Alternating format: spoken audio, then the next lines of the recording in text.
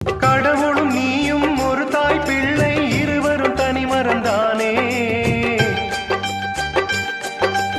அவனுக்கும் உனக்கும் அன்னை இல்லை, அதனால் ஓரினம் தானே. நதி என்றால் நுரையுண்டு, வாழ்வென்றால் குறையுண்டு. ஐப்பசி வந்தால் அடைமழை காலம், சிலராயுள் முழுதும் ஐப்பசி மாதம்